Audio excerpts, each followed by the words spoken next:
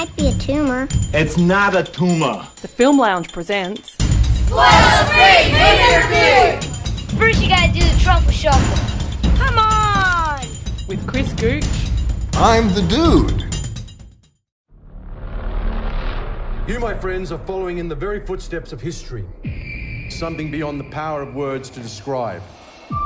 Human beings simply aren't built to function at the cruising altitude of a 747.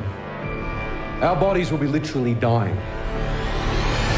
Everest is another beast altogether. You know, I'm never going to climb Everest. Not because of the danger, and not because of the risk of death, and not because of the fact that my fitness level is the equivalent of that of a half-eaten Big Mac.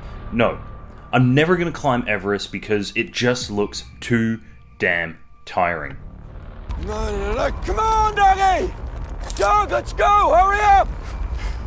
So Everest is out, and with such a hugely talented ensemble cast, breathtaking cinematography, and some edge-of-your-seat moments, you'd expect this to be released during the blockbuster season, considering it has all the trappings of a blockbuster. Probably one of the reasons that this wasn't released during blockbuster season is because it does choose to play it safe on one too many occasions. But that's not to say that this is not an exciting film. Touching back on the cast again, I can't emphasize just how much everyone looks like they belong in this film. They just all feel so genuine, with lots of great weathered actors like Josh Brolin, Jake Gyllenhaal and Emily Watson, who just look like they belong on a mountain.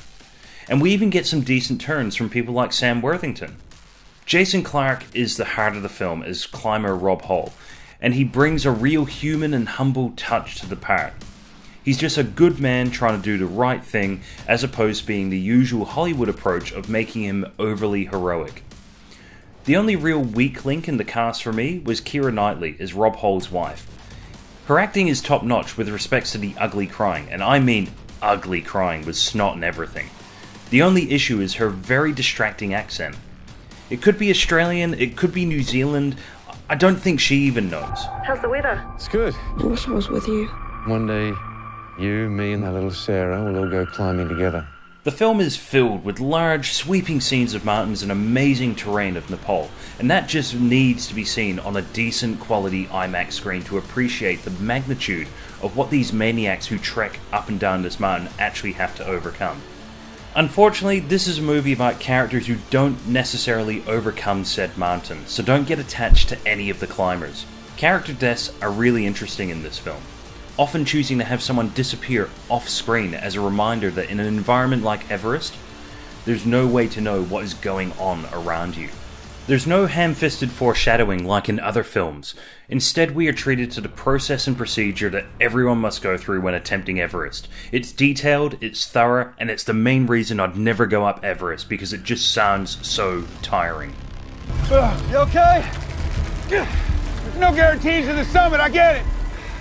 To get killed because I'm waiting in line like I'm in freaking Walmart. Now, you have certain expectations going into a film like this, especially off the back of the trailer.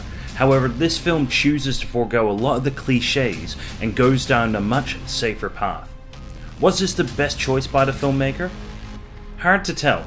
It's still a survivalist movie, but it might have been a bit misleading advertising it as a disaster movie. Instead of going for the big, overdramatic avalanche scenes or everyone screaming in terror whenever something happens, you have a very downplayed but realistic moments for what would probably happen all the way up in a place like there. And considering that this is based on true events, it would probably be doing the people this film is based on a huge disservice by presenting it in any other way.